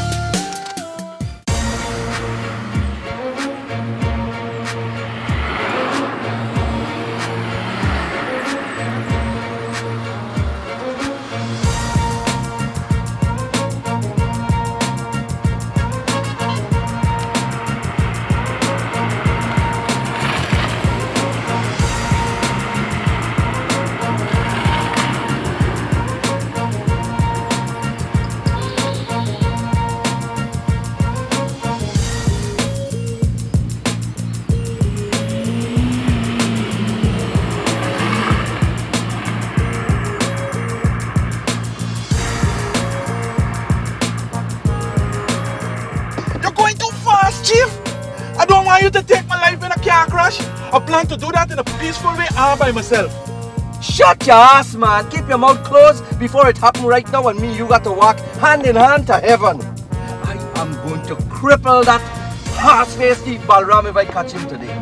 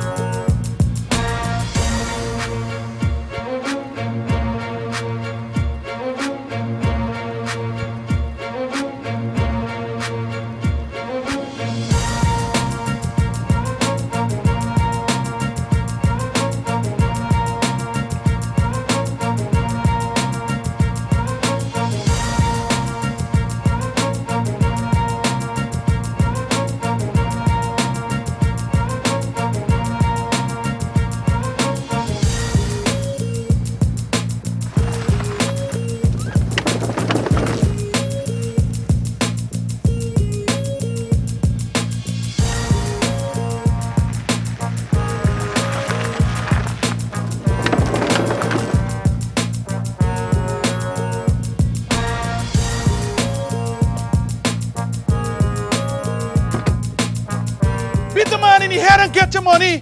Come back quickly. You got to take me home before it gets dark.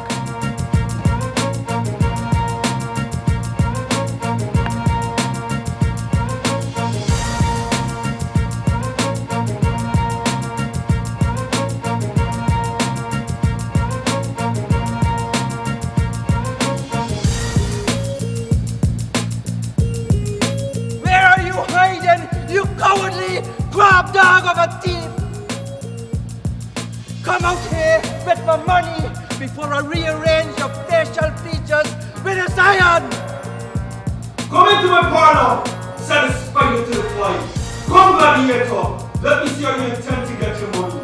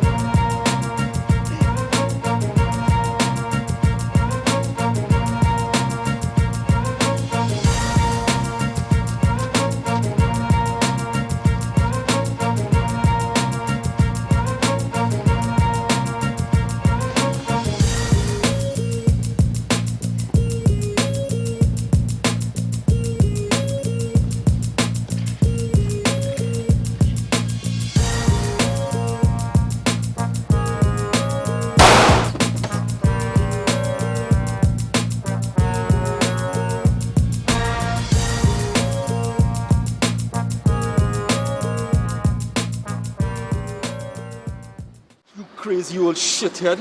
You came here to lose your life for 10,000 US dollars. Is that all your life is worth? So what are you waiting for, eh? Aren't you going to kill me now? Shut your damn mouth and you live a few minutes longer.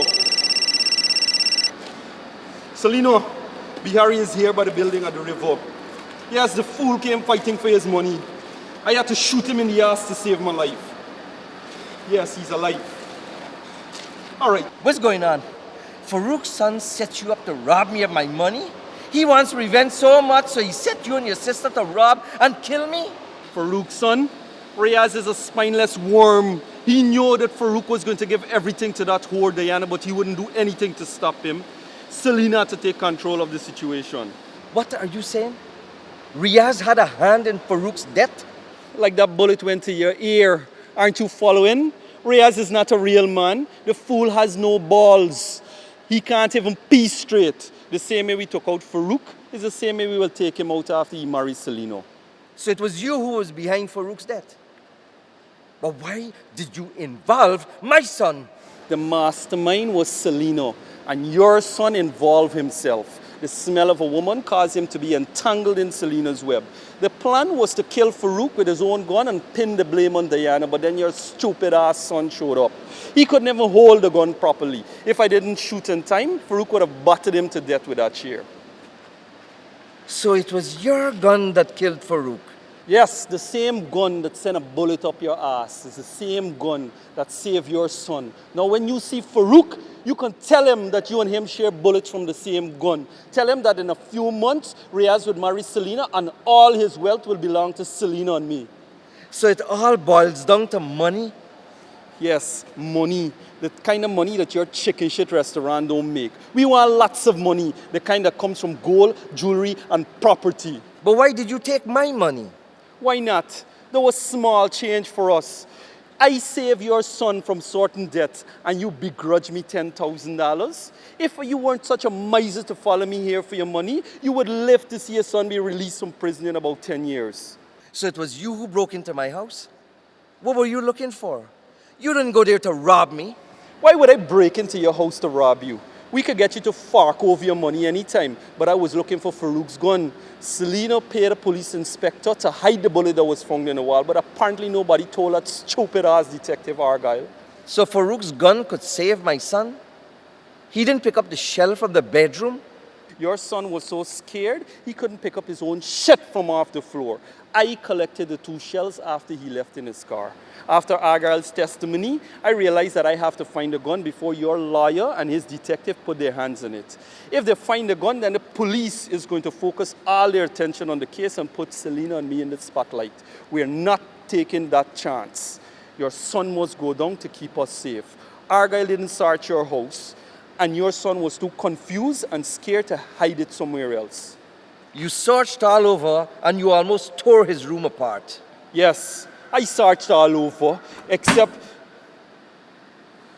He has a gun, Alfonso. He has a gun. Shut your damn mouth, Bihari, or I'll finish you off right here. Call the cops, Alfonso. He has a gun. Let me see your hands in the air. Who are you? Who's this river rat? That is Inspector Alfonso. He doesn't look like an inspector to me. I come from Scotland Yard. You followed us here? I didn't hear any vehicle. Well, now that you're here, you're going back to no yard. You're going to join him at the bottom of the ocean. Oh, what a wonderful world. What a wonderful world. Drop to the floor or I'll send you to your certain death. That's why you want to go. You want to come with me?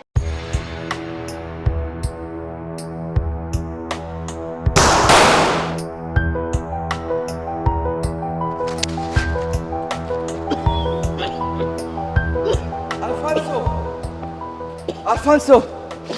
Alfonso! Alfonso! Alfonso! It's getting dark, Chief. You gotta take me home, Chief. Alfonso! What a wonderful world.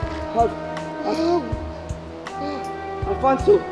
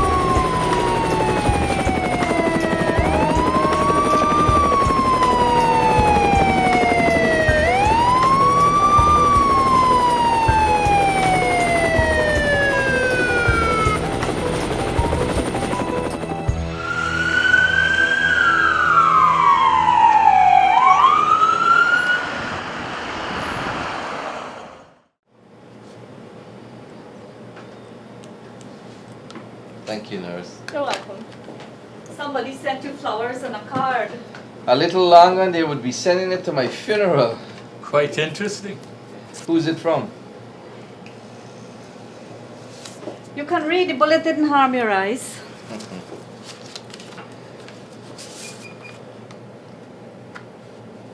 To Mr. Kanta Bihari, I wish you a speedy recovery. I'm sorry for my actions. I hope we can be friends. Yes, Yasin. How continue he was surrounded by enemies? Because innocent people are bewitched by snakes. So, Kamta, you played detective and got a bullet in your ass. At least I didn't fall asleep on the job. True, but Napa would not have been shot. Mhm. How did you find out about the bullet in the wall? Napa, he's a valuable detective. He's like a bloodhound. And he would have found the gun, but you had taken the car on your adventure. What is going to happen now, Mr. Santos? I spoke to the prosecutor. The gun and the shooter have been identified. We have to meet the judge on Monday.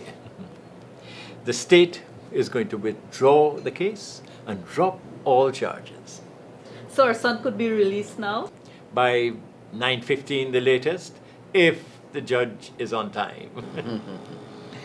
You would have saved my son even if I didn't confront Balram.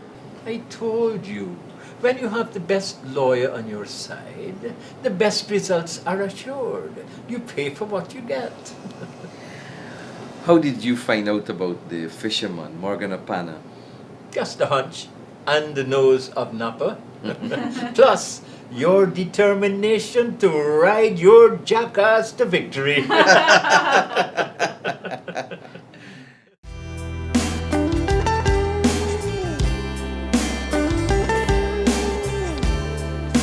Love you, Mom.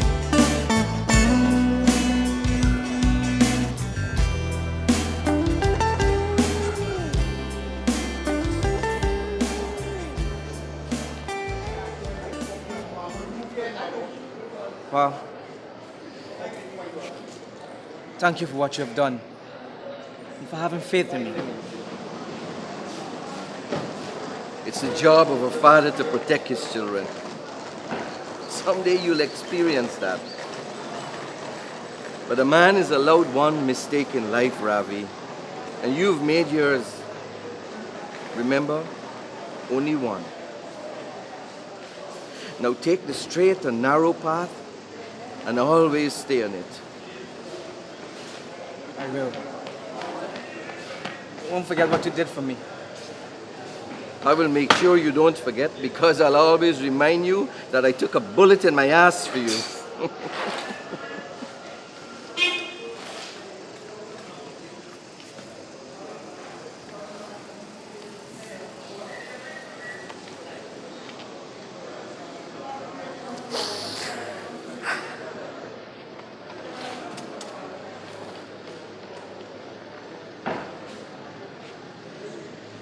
Take care, Bob.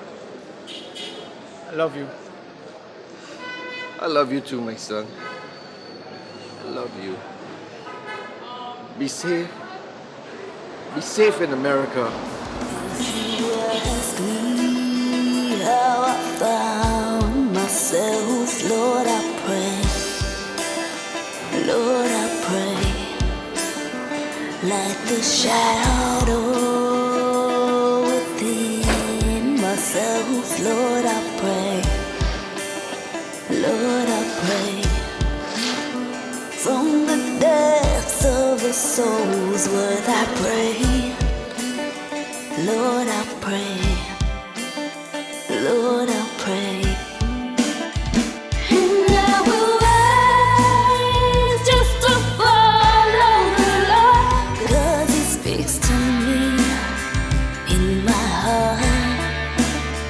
'Cause He speaks to me in my heart. When Jesus calls to me, I will laugh, and I will jump through the shadows and follow through to my heart. Is He everything?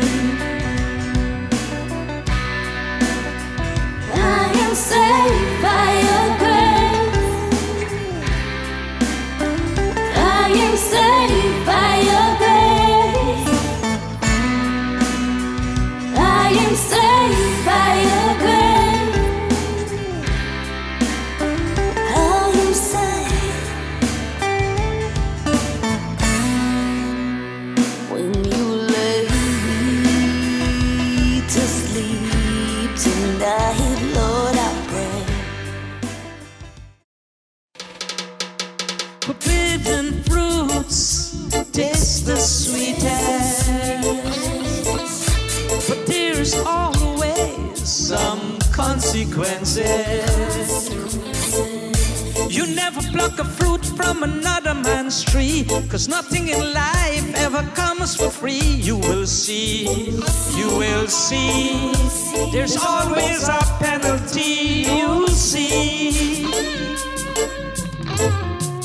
Was it an act of jealousy or a conspiracy?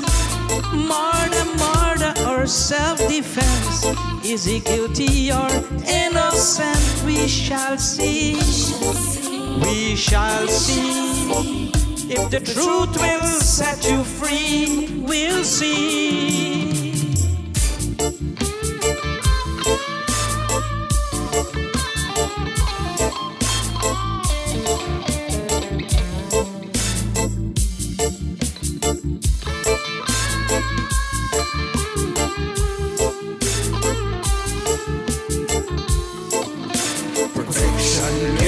Protection game, looking for a scapegoat to take the blame.